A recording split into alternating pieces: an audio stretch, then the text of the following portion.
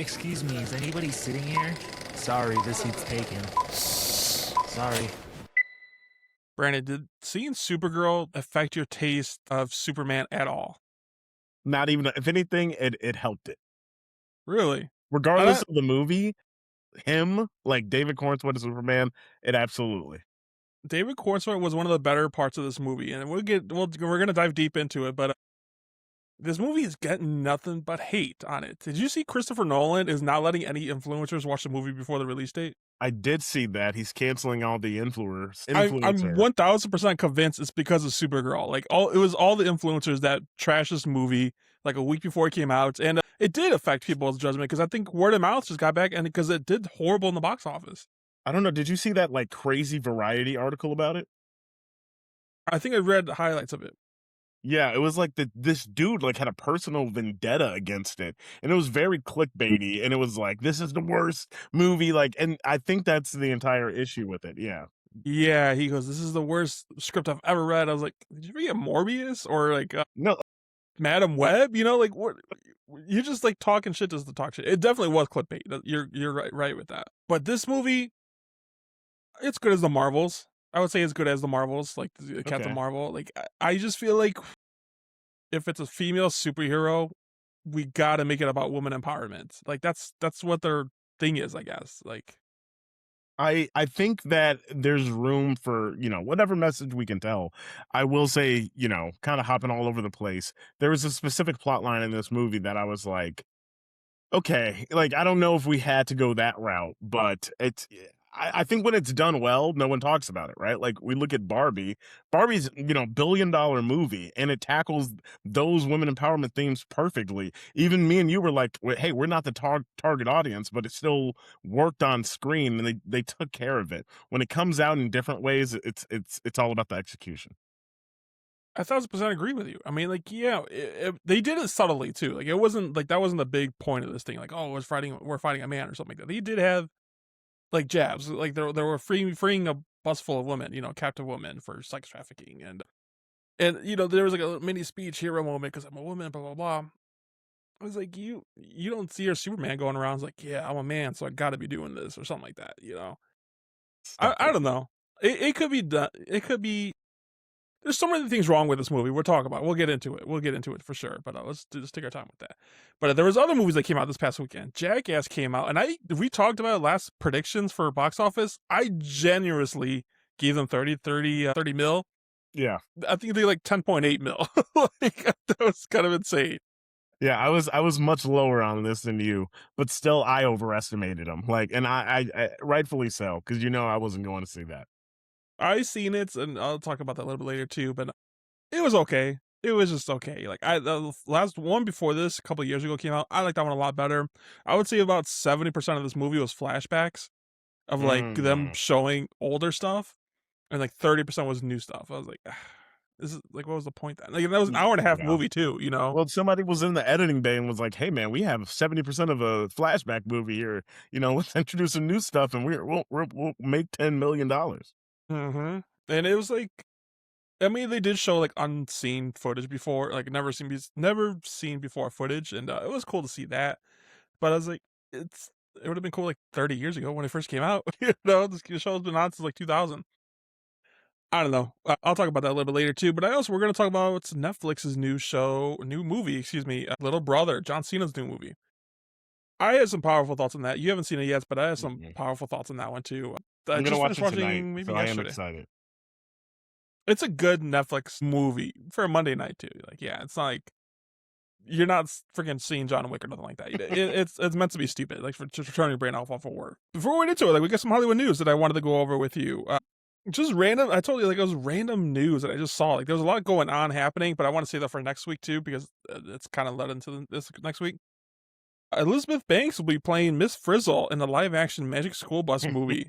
The movie is being written and directed by Ron Letterman, who created the Detective Pikachu movie.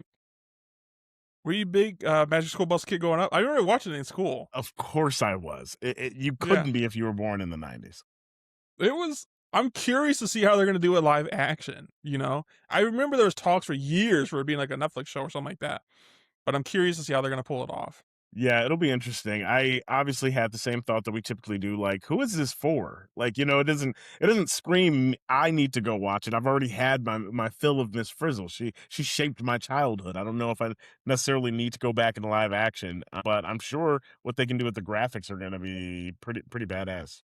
But the thing that made this show was like they went on crazy adventures every single day, like Yeah. every single episode. I was like, you're gonna cram one big thing into one episode, and like God forbid they get a sequel, like, and then like, oh, it's brand new kids, like, because the other ones probably grew up. Well, Who that knows? could be like it could be like a last day of school thing or last week of school, and now we got some emotional weight behind it. I think there's a lot they can do with it. When you think of Magic School Bus, what's like the episode that comes to your mind? Oh my god, wasn't there an episode where they like went inside the human body? That's the first one that came to my mind too. Like where they shrunk down microscopic, and then I have a what was it, core memory of Arnold? that Arnold one. like went out in there, and it's like the blood cells or something like that. Yeah, 100%. Yeah, and she had that They're lizard being too. attacked by the Look at Yeah, us. they went to the space. I think they did go to space in one episode, and they were Arctic or something like that. Didn't they time travel to the dinosaurs? They did so much, and we're just eating this up as kids too. Yeah, it was. I mean, it was literally magic to us. It was such. It really just captured that sense of adventure that is so important at that age. For sure. Good news for you, Brandon. I got a movie that checks all your boxes that you're going to be loving to see. Oh Lord, go for it. One, Ben Stiller. 2, Apple TV. And 3, pickleball. There's I a new did see pickleball. this. There's a did new see pickleball this. movie coming to Apple TV July 24th, starring Jake Johnson, Ben Stiller, and Ed Harris. It kind of just looks like a dodgeball movie, just with like pickleball. Like it's like the guy Jake Johnson, who's the main star in this, like gets down on his luck. I think he was a retired pickleball player, or something like that. It's a redemption story. And dude, anything Ben Stiller writes, I'm all for. I Yeah. don't care what it's about. You see, he's making a documentary about the Knicks winning The the Knicks championship. front row. Crazy. Yeah, But it is yeah. crazy. I mean, listen, no shade to Ben Stiller. I am absolutely excited to see that. Bro, you got Spike Lee, right next to him. And he's been there for 30 years. So it is like crazy that, Ben's getting the nod, but why would I ever be upset with that? Well, I don't see Spike Lee out there with his phone though. He could have been doing this too. He out here enjoying the moment. My man is not at work. He's chilling, brother. Who's your team for basketball? The Bulls. I mean, the Bulls is always going to be like my pride and joy.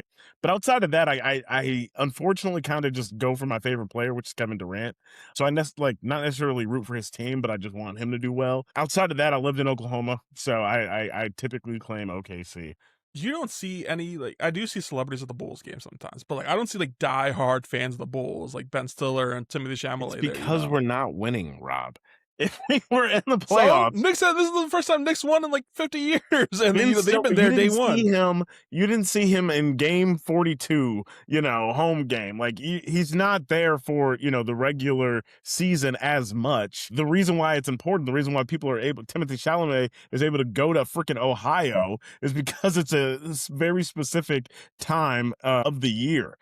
If the Bulls made it to the playoff, every Chicago-born star, right, would be in the front row. Like every big movie star would be there, but we're not even in the playoffs. We're not consistently in the playoffs, at least. So why would they show up?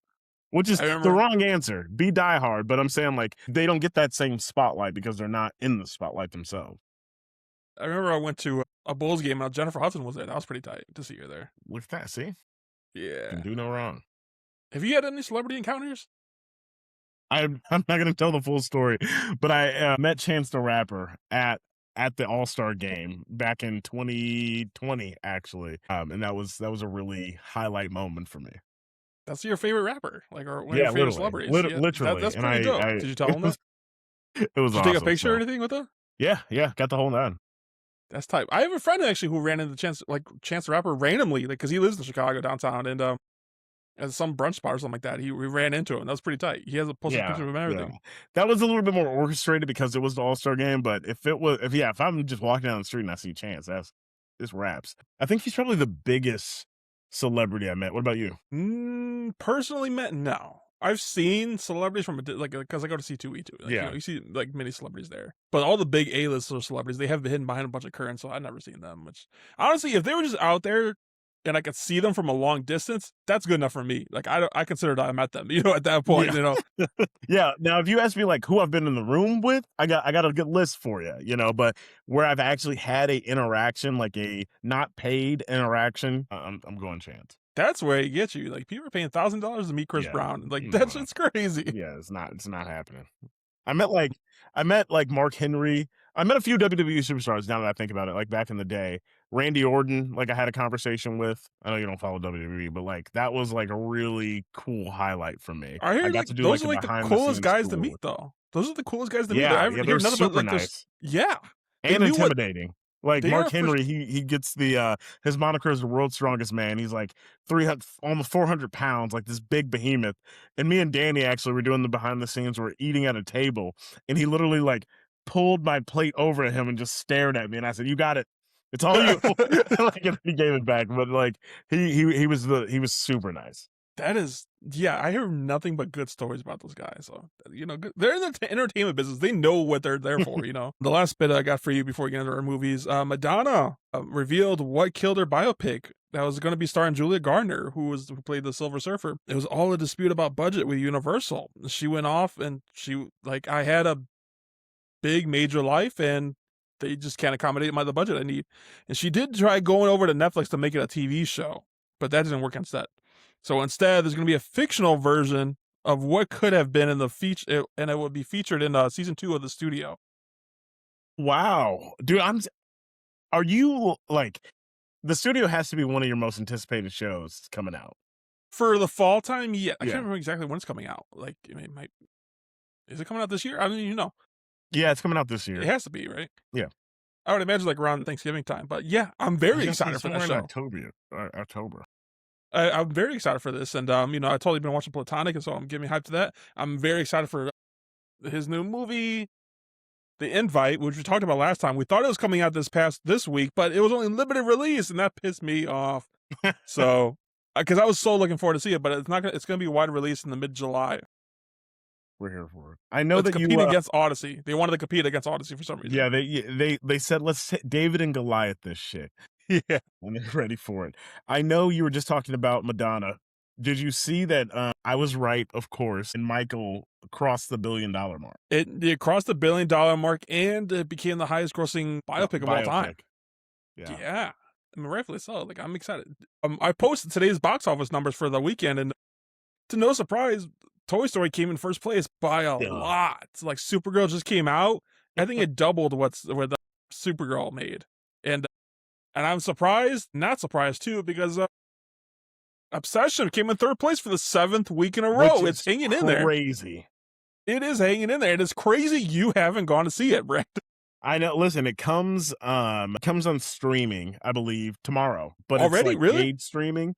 I'm like trying to hold out, until it's free, because there's something about going to the movies to be scared that doesn't sit right with me. That's my happy place. Brandon, like it's more thrilling than scary. It's more thrilling than scary. Like there are a couple, like there's like 2 or 3 max jump scenes in there, but I think you could handle it. I'm putting faith in you. You could do this, Brent. You heard it here first, folks. Rob is paying for me to watch this movie. Yeah.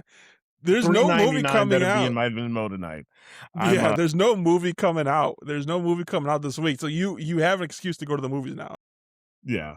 I just, even with Obsession, like I think I just read that it's about to pass Sinners as the top like original IP of the decade or something like that, which is just, that doesn't even make sense to me. I can see it competing with Sinners. I don't know about passing it up. I only seen Obsession once, and I can't stop talking about it. But I did see Sinners like 5 or 6 times in theaters, so that should tell you something right there. Yeah, well, I mean, we watched it in different formats. That was like the entire thing. Sinners is at 300 and shit. It did pass it. Wow. Sinners is at 370 mil. Obsession, as of this update, is at 371 mil. I mean, I'm not mad about it. I'm really not mad about it. Like, it's not surprising. If anything, it's what, $800,000 or $900,000 budget. Like, just GG's in the chat. That's insane to me. Yeah, I mean, it's incredible. Like, and the fact that they're both original scripts, it's just nothing but good for the box office for the movies. I think there is talks about a sequel to Obsession. I know the creator Curry talks about like, if there is a sequel, he could do a sequel. He could do a show based on different wishes, but he also has a couple other projects he's in the working on too. So I don't know. He's just a director to keep an eye on. I'm excited for it. I think you should watch it. I think you should watch that, and you could definitely handle Backrooms because I do not consider that scary at all, too. I was more like pissed off with how the movie Yeah, turned out. people. I just see too many split opinions about that one. So I didn't care for it, dude. Like, I'm not a part of the lore. Like, my theater was packed with teenagers, and they all loved it. I just couldn't understand what the again, deal was. I'm not doing homework, before I watch the movie. So Yeah. Before we get into the actual movies, though, we just talked about The Bears finally coming out. You also seen another series premiere with House of Dragon, correct? yes, dude. What Tell me a about that. start to this season. It's the last season, and I think a lot of us who were watching it, wanted some action, wanted it to pick up. And it's kind of promising on all cylinders. Again, I haven't read the books. I don't know what I loosely know what happens, but I've been avoiding it at all costs. But from the first episode, we get a really amazing battle on the water. Like we get a lot of character development, nice growth, but it's just badass. Like even watching last night's episode, I was like, this is what that feeling was of like the original Game of Thrones. And it may not stick the landing, but everybody in the show is firing on all cylinders. Matt Smith, like this is why you go out and get the doctor. He's putting on a clinic week after week, and he was like a very annoying character, but now it's like I would go to war with and for this man. Like I was like, all right, dude, he's so great. I just love it. I'm a big fan of this season. So Hell yeah, I'm excited. It's the last season, right? yeah. So like, doesn't necessarily feel like they're pulling out all the stops, but it kind of feels like 3 seasons in, they finally found their footing, or at least their pacing is a better way to say that. Queen Rhaenyra, no spoilers, but she's gonna get an Emmy for the last episode. Like, mark my words. Without you knowing anything about it, you're gonna see this girl get an Emmy nomination, Emma Darcy, and it's well earned. Now, this might be a stupid question, but like I know Millie Alcock was one of her first big movie gets was House of Dragon. Is she in the show still or no? No. Or was she She was the younger version of the character I was just talking about, Queen Rhaenyra. So she was in like the first 6 episodes, I believe, maybe first 5 episodes of season 1, and then it's been Darcy ever since. Gotcha. I started the last season of the Bear season finale. Unlike House of Dragon, they released all the episodes all at once, and I kind of hate it. I told you. Not the show. I just want hate you the to show go that they back released it all and at like once. listen to yourself in the past when you were team give it to me all at once, and now you've seen it time after time. That's a terrible take. Yeah. I mean, it's the last season. They're only 8 episodes, but they're all like 25 minutes long, like 25 to 30 minutes long, which is insanity because like it wasn't like that before. Like weren't they like close to like 45 to 50 minutes an episode? I could be wrong about that, but the thing about this one, Brandon, I can't confirm like this season is taking place in one day, like, and it's kind of insane. I would say it is very beneficial to go back and rewatch the show before watching this one, at least like the last couple of seasons, like last 2 seasons. Just because like it's like they expect you to pick up emotionally wise where you left off. Like it's kind of insane because like I had to like piece together like what happened. And I also mentioned they came out with an episode, Gary episode. Have you seen that one yet? Yes, I did. Okay. So this is spoilers, not spoilers for this. The way that show ends is a car accident. Made you to think like it was a big deal. Like, okay, it's life threatening. It's really not. Like they saw that within like 2 seconds of the show starting. Like the dude wasn't even late for work. Like it was 0 point. It was pointless for the whole thing. It might cause like like I said, I'm only episode 3. It might cause inconvenience on the line. Like maybe he needs a car for something. But like they made it seem like he was gonna die or something like that at the end of that episode. Other than that, like it's a different take on it. Like Carmi, who played by Jeremy Allen White, is played like he's totally different from stuff like the first 2 seasons. Like he's very calm and chill, like for good reason. You could tell there's something brewing behind his mind. But everyone's just back on the grind of it. Like slowly watching this, like oh man, like yeah, that's why I love this guy. Like that's why I can't remember like this guy from we just seen in Project Hail Mary, the one we were praising about. Like he's dope in the show. I like him a lot. And then our boy Will, yeah. Will Poulter's in there. He's dope in there too. Like you see the cousin's in like that chef who plays like the handyman in the whole thing, like the guy with the mustache and the comedic relief. He's funny. in this already. He was a voice in Toy Story too. I don't know if you knew that. He played like the little peanut that Woody saved in the beginning Oh, of I the didn't. tree. Yeah, yeah. But the show is entertaining, and like you know, when I was talking to somebody about this today, like I hate that it's one day because like there's so many different threads of the story that they introduced. That's like you got to be connecting them all the time. Like I just like there's not enough airtime. Like because you see Jamie Lee Curtis in the first episode, I didn't see her, haven't seen her since then. And then and you know as I know like there's other characters coming. Like I think there's gonna be a flashback moments with the cousin that passed, and also with their dad. So there's just a lot going on, and I'm only like 5 more episodes to go. I was like, I don't know how this is gonna end. I don't know, but I heard nothing but great things about it. It got I think it's like the 3rd highest season of the whole show ranked by Rotten Tomatoes. So 3rd to 4th, I would say 3rd. Third to I would say fourth makes 3rd. me nervous because I think this is only 5 seasons. It is, but I mean, Yeah, so the first 2 you were know. almost 100. Like the first season, I think was 100, if I'm not mistaken. This the second one was like Yeah, 98. that first season was something special, and I even really, Yes, really loved the second one. and I think this one's like a 93, 94. I mean, it's not a bad score. It's the same thing as Toy Story. Like it's a lower score, but it doesn't mean it's bad. But Brandon, let's get into Supergirl though, real quick. Before we do that, I gotta Yes. update you on voicemails from Isabel. Yes, let's hear it because I watched it last time and you haven't had a chance yet. Rob, I love this movie. I knew you would. I knew you loved it. would, you cheesy I was ass. eating that. First off, you're not gonna tell me that movie isn't sad as hell. It got you. There's no way you were dry-eyed and straight-faced the whole time. There's With no the way. sister stuff, yes. But Yeah. like the romantic part, like I don't give a fuck. All right, well, listen, you gotta take it in strides. No, that's my actual entire review. I think this movie is a Netflix movie for sure, but I think that I teeter into its positive just because it oddly tackles like the grief part so well that it's like almost out of place. Like, how did it end up here? That it truly was so emotional. I didn't care for the dude at all.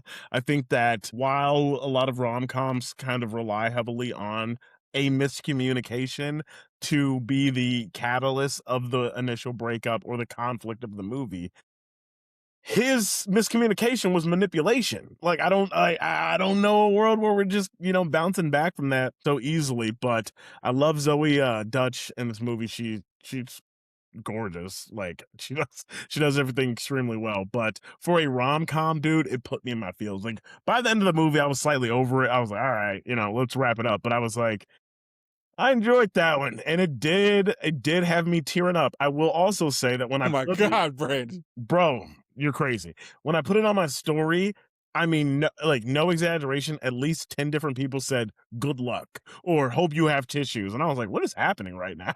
Rob did not say anything about this. You're in the minority. Like, again,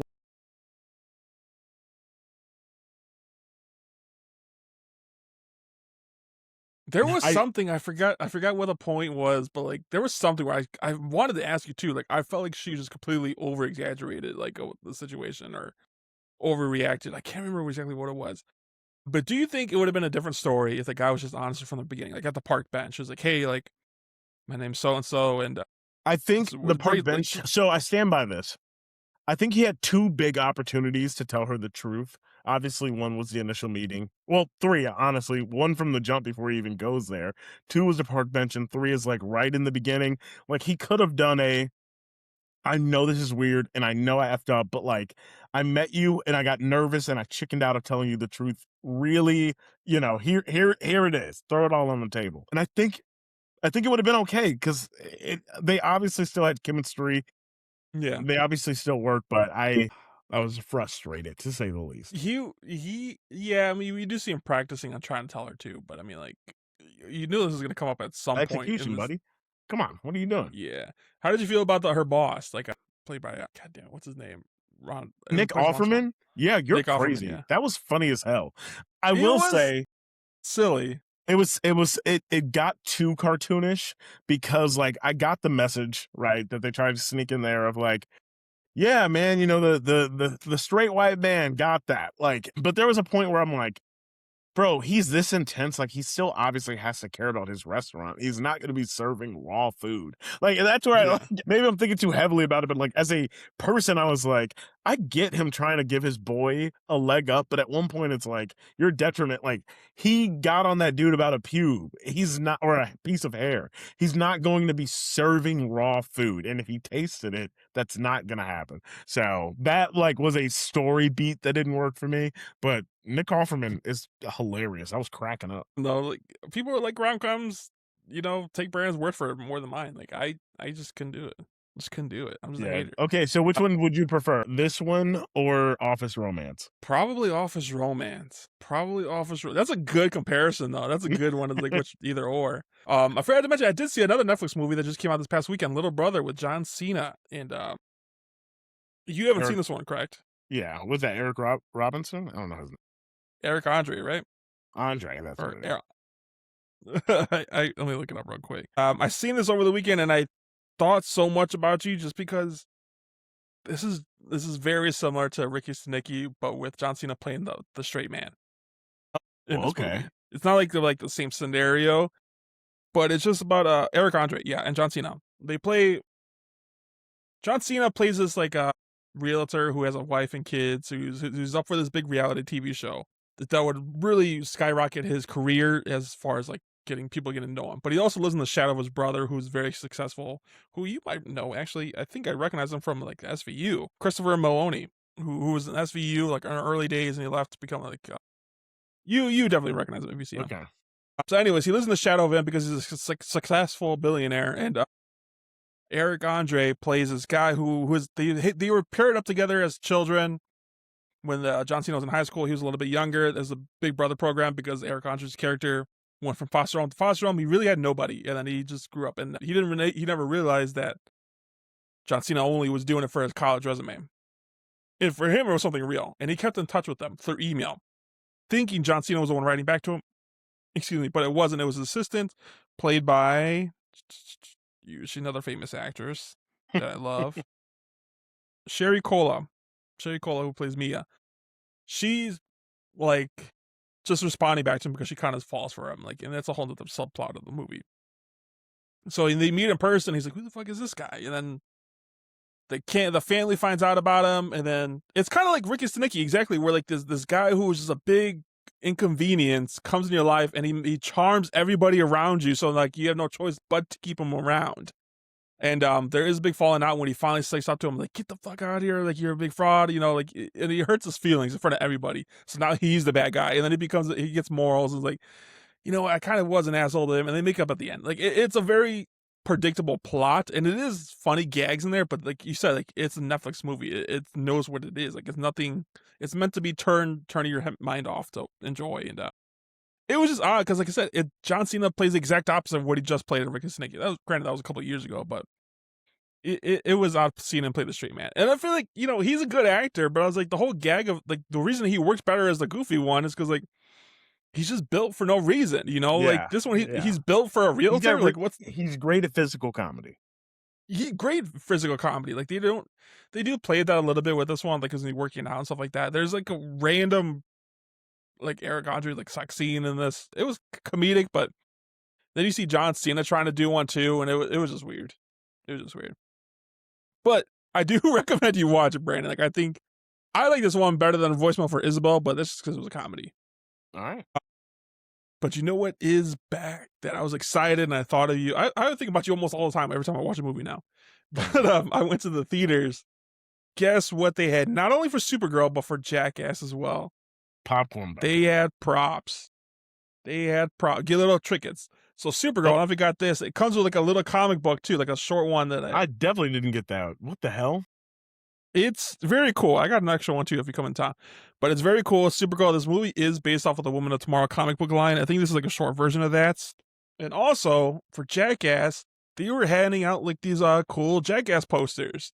Well, I don't know if you can see it real quick. All right, that's hilarious. It was Steve-O with the fireworks coming out of his ass. Am I going to hang that up? No. I just collected it for the podcast alone. I don't know what I'm going to do with it afterwards. I told you I'm making a collage, Rob. You can have this one if you want. Perfect. But it's cool. It was cool. I was very excited to see that because we were just bitching about how they don't do that anymore. And they could have did it with so many other movies that passed. But I was excited. I love a good comic book too. Like it fits the genre. And the aesthetic. It's the aesthetic, yes. I went to go see Supergirl opening night on a Thursday, like around 5:45. Theater was half packed. It wasn't too bad. Popcorn buckets. There are some generic ones, but like the biggest one that caught everyone's eye. Have you seen the cup? Yeah. There were obviously leftover Superman cups that they just threw on a coat, like a trench coat around it. Because someone took it off. Someone ripped it off, and it looks exactly like the one came out last year for the Superman. And the big thing, like, it does look like an uncircumcised penis. I hate to say it, but from the behind, yeah. Especially people are taking POV photos with it too. It's undeniable. How was your 3D? When did you go see this? Thursday night, 7 p.m. on the dot. I was super excited going into this movie. I think I showed you, or it was on my story, like a little kid was dressed up as Superman, like right when I walked into the theater, so that was pretty sick. And we were pretty full, I think, because we were later in the day. There's only like no more than, 20 tickets left in the theater. It was Really? So it was pretty packed, yeah. That's a good sign. That's a good sign. Do you think all the reviews that came out a week before this movie, because I've seen people are reviewing this like the Monday of, like, just bashing it. Do you think that hurt his chance, or Yes, the short answer is yes. I think me and you, like people like us exist who maybe have saw those and was like, well, I'm still going to go see it. Yeah. I'm going to decide for myself. But there's probably a lot of the general audience of like, that makes me nervous. Like, let me wait until Saturday. And then by then it was too late because then everybody started talking about it. So yeah, I absolutely do. So let's go through the movie, and then we'll talk about like how its connection to the bigger DCU afterwards, because I have a lot of thought about that as well. But Millie Alcock, who we just mentioned, who was famous for the House of Dragon season 1, plays Supergirl. She made her debut last year at the end of Superman 1. At the end of Superman. Her own solo movie. Is a pretty big deal. On being the second movie, I should say, of the DCU, is very impressive to have, like, to be centered around. I was excited for it. I think she looks great. I think she's a great actress. I think she did. I don't think the problem was her at all. I'm not going to say that. She did phenomenal in this movie. I liked her take on it. I think she was great with the action scenes on it for the most part, especially the bus scene. I think she stated like that's really mostly her, like, without doing stunt performers. And her comedy timing, I think, was pretty good. She did amazing. She did a great job at differentiating herself from her on-screen cousin, Superman. She does very well, I should say. The problem is the writing and the story and the directing and the editing, which is so shitty. For the whole movie. Basically, the story, like, I'm pissed off. Like, I told you, this movie is based off of the Woman of Tomorrow comic book line. You had gold right there. Like, it's very famous comic book line that came out, I want to say 2015 or something like that, not that long ago. And they changed quite a bit of it. They try and change quite a bit. I don't know if you read that line or even watched any comparisons to YouTube videos. It's visually creative. It's visually awesome with all the colors and stuff like that. We just didn't get much of that, if any, in this movie. And the writing, they made so many changes. I hated what they did with Ruthie's character. We'll talk about her in a minute, but they could have did some more. About that. Jason Momoa's character was overhyped for the beginning, like way overhyped. Really? Okay, wow. Interesting. Let's talk about him then. Okay, so James Gunn announced Supergirl was coming out. And they did small hints. I remember it was a huge deal with Jason Momoa. It was like Lobo is coming to the screen. He's going to be playing Lobo. It was a big reveal. And then we got the full of it. He didn't do much in this movie. They made it seem like almost it was like a Lobo Supergirl movie almost. And he was in there for I would give him like a total of 9 minutes, if that. And you hear him talk about like a big game, like him like, oh, he killed his whole planet or something like that. And then he would like do a couple of hits and then he would dash and you wouldn't see him to the end. I think he could have been a little bit more funnier. I think you could see more, like, the fighting scenes overall for all the fightings in the movie, like, could have been more badass. Could have been more badass. But Lobo is just, I'm not saying he was bad or anything like that. That's the thing, just hyped him up too much. Like, did they hype him? Like, was this good enough for me to want more of him? If I never see this character again, I wouldn't even think about it. But really, yeah. What about you? How did you feel about Jason Momoa's Lobo? Yeah, man. Obviously, like, similar to you, I remember when he was like on the DC, like Warner Brothers lot, meeting with the DC execs, like the whole nine about that. And obviously we knew that he wasn't going to be Aquaman again. So when they announced Lobo, I was like, hell yeah. I am very much different than you. I think he was one of the best parts of the movie for me. I think Jason Momoa, like this is one of those castings that just makes sense. Like I don't even, I turned at one point and I was like, I don't even know if he's like got the script. I think he's just saying shit and it's like working 90% of the time. I do think, obviously the expectation of him being in it more. Yeah. And I really wanted them to set up like wanting to see him enough where he gets his own movie, and that didn't happen. But yeah, I thought every time he was on screen, I was at least laughing or having fun. Yeah, and he was entertaining. I'll give you that. Like he was one of the better parts of the movie, just because like this movie had very low standards after that. Surprise cameo, voice cameo, I should say, was Seth Rogen in this movie. He was not. I don't think he was even credited, but it was very obviously Yeah, it that was threw Seth me off. I was Rogen, like, he's just everywhere now. and he was had to say the funniest part of the whole fucking movie, and he was in there for like 2 minutes. So the movie opens up. Supergirl is just being a chill girl. He's getting drunk off. This is also origin story for Crypto and her, how they met and stuff like that, which is very cool. I like how they encrypted Crypto in this. And but the movie also opens up with a sub story of Ruthie's character and her, like how their stories intertwine a little bit. Ruthie's family gets killed, murdered in front of her. Very gruesome at that. Like it was very cool. Not cool, but like cool. Jesus, Rob. Very shocking of how that whole played out. And she's seeking revenge. And she goes to this bar, and this is where they meet up and stuff like that. And she offers a sword who crafted by her dad, who's world fame or galaxy fame, should say, like for his crafting skills. And someone just straight up take it. I was like, yeah, why wouldn't somebody just take it from the little girl? Like I thought that was pretty funny and obvious. And then Supergirl helps her out. They end up not teaming together, talking about it. And then this guy, what's his name? What's the villain's name? Krem. It's Krem. Shoots Crypto with the poison darts. Why? No reason at all. Like the dog, he was just barking at the dog. He was just barking at like this intruder in their house, and he just shoots with a poisonous dart.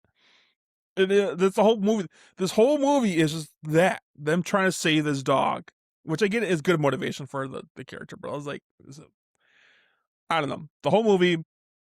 Now the plan is to get the antidote for this poison from this Krem, who's took off immediately in her own ship too. Like you got carjacked and your dog's killed. That's kind of crazy combo.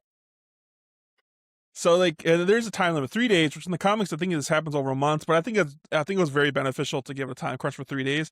But I never once, Brandon, in this entire movie felt like, oh, they're not gonna make it. Any they're peril, not gonna make it. It's gonna be any sense of urgency, any like no, real there was danger. Never, for a superhero movie or any big blockbuster movie, you need like all hope is lost moment, and it just wasn't in there. I hate to say it, but not just her, Ruthie's character too.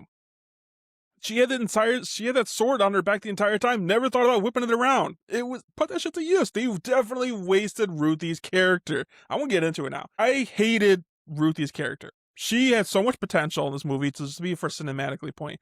I don't really know too much about her in the comics, but like for the movie's sake, if you're gonna change a lot of things, might as well change her a little bit too. You could have made her a badass in this one.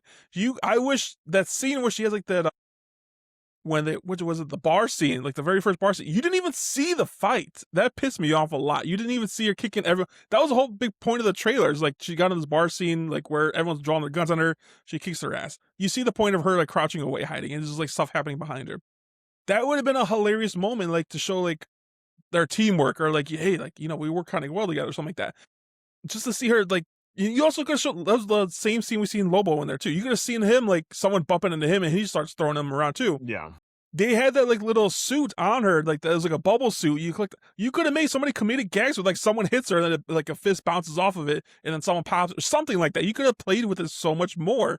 And instead you had her cowarding most of the movie, especially the end scene, Brandon, when I said like they could have had an all hope is lost moment with her when they're like I'm going to call them Ravagers because that's basically what they are. The Ravagers circling around her, and like with a dirt bike and stuff like that. You could have had her trying to go out on her own, like trying to her like fighting off with that sword, like taking some of them out instead of her just literally just standing there looking around waiting for Supergirl to come and save her, which she does. And there was a couple of cool scenes with Supergirl in that one too, but you wasted so much potential. And the part that pissed me off most about her, Brandon, she watched her mom and her father and her brother all get murdered in front of her. Almost no emotion, but then she cries over Supergirl when she gets like on that kryptonic planet. I was like, this girl for like not even 48 hours, and you're crying over it. Not even your family, though. at all. No. How did you feel about Ruthie's character? Yeah, man, I thought she was incredibly annoying, actually. And I know that's always a struggle when you have like a younger actor or actress. Like, you know, they bring a lot of emotion. But I was like getting frustrated. I was like, the confidence that she had was pissing me off because where did you get that from? I tell you to stay here, you stay here. What are you doing? Like, so that Yeah. was like frustrating. But also, I didn't even get the whole jazz about the sword. Like, the movie did not do a great job explaining what was so good about it. Like, oh, my dad's Right. a world class, like, blacksmith, and he makes all these weapons. And are the weapons Yeah. powerful? Are they enchanted? Right. Do they have powers of their own? Or do they just look cool? And if it's just because they look cool, shut the hell up. Like, I don't know how else to say it. Like, that was very frustrating to me.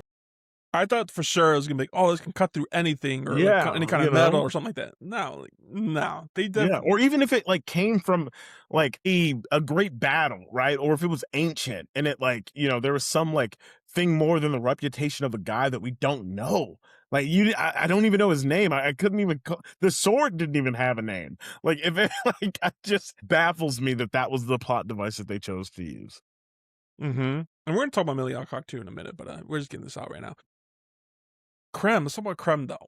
They changed his character drastically from the character in the comic books a little bit, and to the point where this guy is going to be forgettable. This guy is only a stepping stone for Supergirl's for her journey on the DCU. Like it's the same thing in the Marvels. Can you think of the Marvels villain right now? Well, yeah, only because it's Jude No, it's Tom Law. Hiddleston's wife. Yeah. No, I'm talking about the second one. Sorry. No, I have no idea who that is. Exactly. It's Yeah. going to be the exact same No exact clue, thing. actually. Couldn't tell you. Yeah, it's a woman. It's Tom Hiddleston's wife, like in real life. But like, yeah, this person is going to be forgettable. He did nothing to do to stand out. Like he made him. I honestly don't see.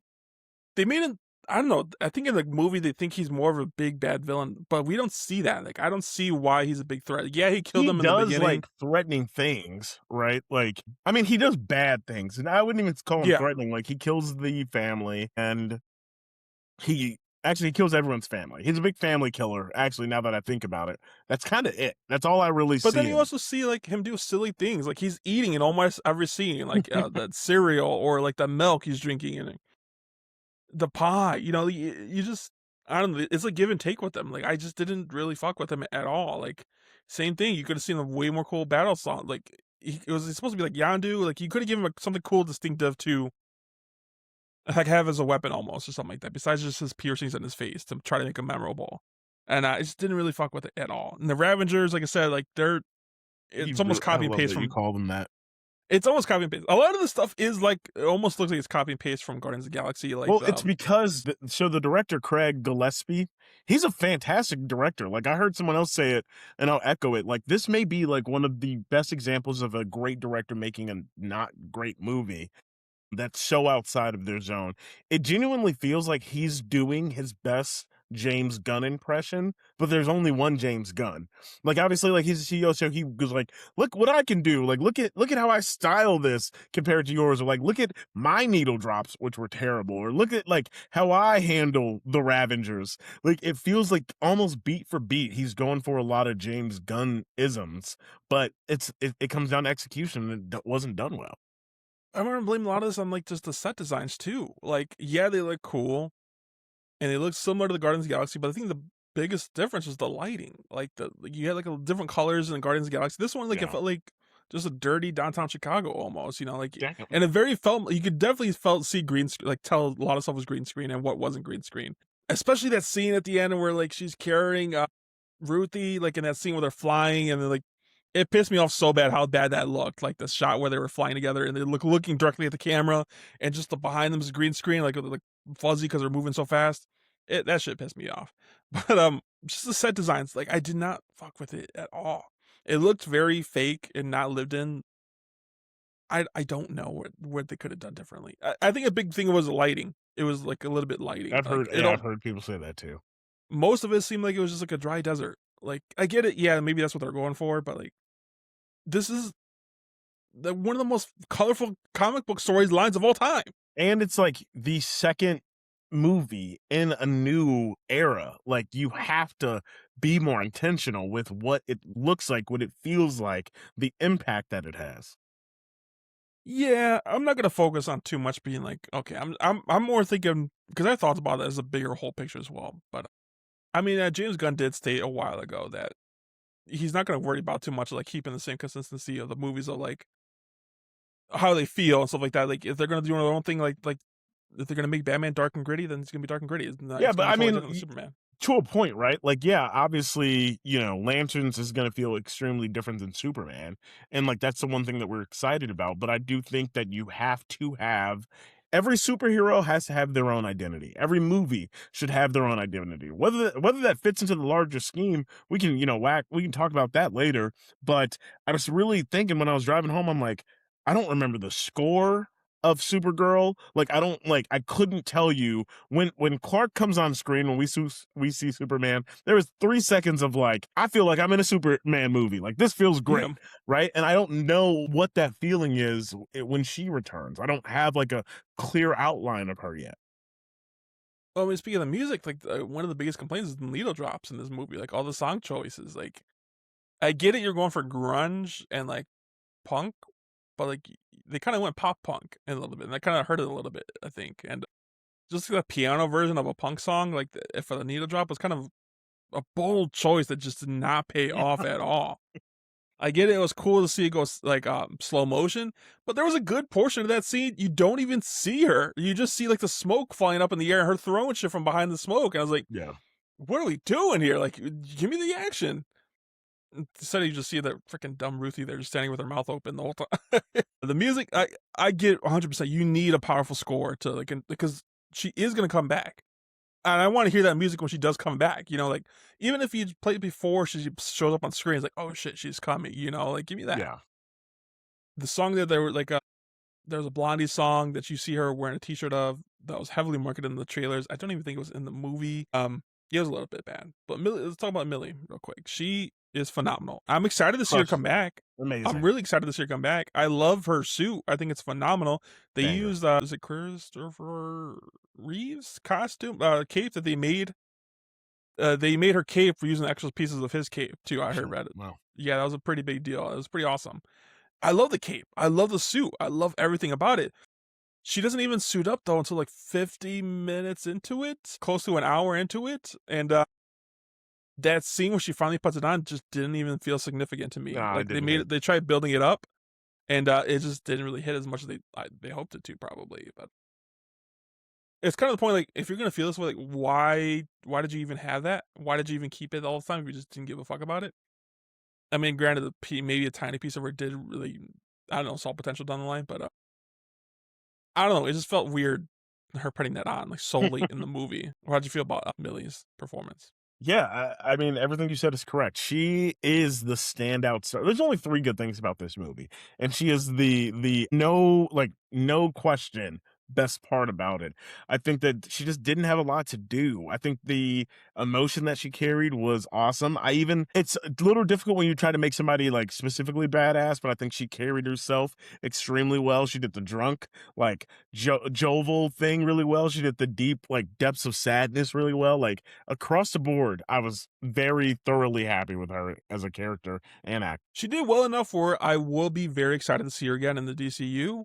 Would I be excited if she gets a sequel? Probably not. Like I No, think it kind of, but I think that ship I has don't kind of necessarily sailed. think that that would be the direction anyway. I think it kind of works to have her like she. This sounds terrible, but I mean it as a compliment. She can be more impactful in smaller doses, right? Like when She's she gonna be a comes great in, she's going supporting to be character, fire. and supposedly she's gonna be having a big part in Superman Man of Tomorrow too. I heard so. I'm excited to see her again. Then let's talk about her as a whole, like the DCU. Like as we mentioned, this is the second movie in the DCU. I mean, you called it last week too. Like this doesn't have to make $1 billion. Like it's not really about that. It's not about the numbers. Like it's just more about the continuation of the story because this is a stepping stone. If anything, it's kind of risky to have as a second project, but like Yeah. this is not going to impact anybody at all for seeing Superman next year. Everyone who loves Superman is going to see Superman 2. It's a given fact. Like this is not going to impact anything at all.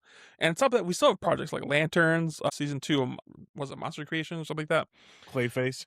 Clayface is coming out. You know, there's so many stuff coming out now. If Clayface is a flop, then you can start getting a little bit nervous. I was like, oh shit, what are we doing? Because this is also the first project that isn't led by James Gunn himself, who written and directed it. I don't think this is going to impact it as much as they think. I mean, this is going to be one of those early movies that people are going to forget about down the line. I think we're just going to be okay. I agree. Do you see her appearing much after Man of Tomorrow, though? Yeah, I know. It just depends on the lineup. It kind of depends where they go. I think really the biggest lesson here is we talked about this when I think you and I felt a little bit differently. I felt very strongly that James Gunn needed to direct the original Superman, that like as the pilot of this. I think you were like, yeah, it's cool if he does, and like with him coming back from Man of Tomorrow, I think that's the last thing he needs to touch. I need him back in the executive chair, because that's the job you signed up for, my man. I think that, it really screams to me a lot of, I don't think that this movie had no oversight, but I think that this movie's coming out. They're in the editing bay. They're releasing it, and I'm sure he saw it. But he's literally actively on scene right now, filming Man of Tomorrow. So how much attention does this really get for him? Again, I could be projecting, I could be guessing. Maybe he's very involved, but even by like the press tour, it didn't seem like his thing. I think that again, make Man of Tomorrow, set the stage. Again, because this isn't a character a lot of people know so much about, it's very low impact. It's not like we're coming out of this saying you ruined Supergirl, right? Or like, oh, never, like that would be problematic. But how I feel about the entire movie is, indifference. And I think that that's very easy to sweep under the rug. I mean, if anything, I just got more excited for Man of Tomorrow just because like Clark Kent was the best parts He of the was movie. so good, like dude. he was He was so so good. wholehearted. Like he just felt good because all he did was care about his cousin. He wanted to look after her. Hey, like you're my cousin. Like I'm worried about you. I want you to come feel welcome in my home. Yeah, So just like me, for real, for real. yeah, dude. Like it was cool. How would you feel about the flashback scenes too on Krypton? I think those were probably the other best part of the movie. I actually like those a lot. agree. I like the story. I like the execution of that. I think the worst part about it is that it happens halfway through the movie.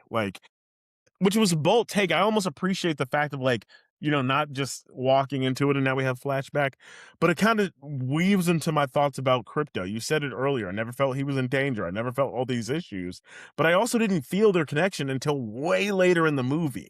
Like when we finally get that flashback of like her going through all this and finally finding Crypto and going, I was like, oh, hell yeah. But in the beginning, I'm like, yeah, girl loves her dog, and I don't necessarily know if that was enough to hinge the movie on. Yeah, I did enjoy Krypton. Like we did see other attempts with like a Man of Steel where they show Krypton a little bit. I really preferred this one a lot too. And now you see like her parents on this movie too, and you see references to Superman's origins too. Like you see his pod flying away, and you find out like Krypton wasn't just exploded. Like they did survive for a little bit after that, and it was what saved them. Ended up killing them finally. Like they were poisoned by that magnetic force holding everything together. And man, what a crazy! And then it was like globally known or galaxy known, like because Ruthie knew like, oh, you're from the Krypton. Like I thought they all died from that explosion, and that was a cool like connection. Like no, they actually didn't all die from that. And so it was Well, a cool two pieces of story. that, right?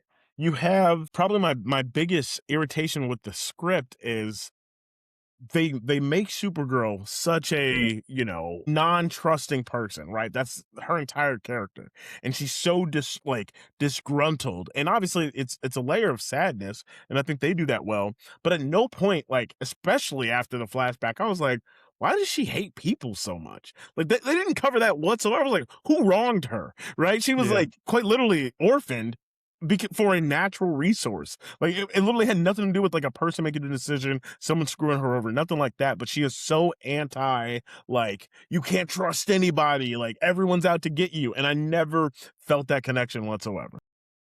Also, like a big part of the reason she's grumpy in the comics is because like she's technically in the comics she's older than Superman, because like her aging like from the pod and stuff like that. No, this one like no, Clark is older than her. They definitely say that in this one, but I was like they could have definitely made that a plot point for her too. Like why? Because like she's called Supergirl and she was kind of irritated about that. But yeah, be more irritated because you're younger than him. Like so. I And don't also, say why does everyone know about kryptonite? That's so crazy to me. Like similar to you, I felt that too. Like, one, she was weakened so many times in this movie. Like by the final Yes. fight, I was like, "Bro, stop it." But then when Clem is like, "Oh, I have, I made these especially for you." Really? Where'd you get kryptonite from? Like, what? There's two currently, like in the last 30 years that we know of, two Kryptonians in the world, and you just had kryptonite ready to go. Like, shut the hell up. Right. That was insane. Yeah, to point like they did weaken her a lot, but I was like, these are the most two powerful beings in the fucking galaxy. I was like, yeah, it's gonna be hard to find somebody to go toe to toe with them half the time, so you gotta weaken them. But they did it way too much in this movie, like several times in this movie. It was cool seeing her power up in the sun, like those cinematic moments where like she's floating up there and you could see her like getting aura almost. And even that scene where she just flies up in the air and yells like into an emptiness space, like that was a pretty good moment. I like that actually. I didn't like how she had like half of her powers to half the movie too. Her heat vision was pretty cool in this one. They think she Yeah, it was utilized. super cool, but like the moments of her powering up were really dope, but we just didn't get to see a lot of the what happens next, because then they'd weaken her right away. Like, I needed more her being a badass. They're You even unstoppable. Like these Kryptonians are little god level tiers to everybody else.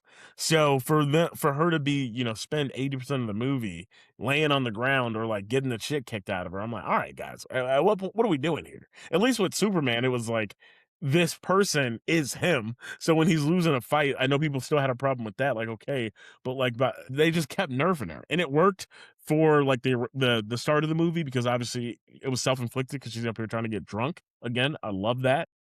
mhm. But by the fourth arrow in her, I'm like, all right, stop it. Yeah, what would you give Supergirl 1 out of 10? 5.5.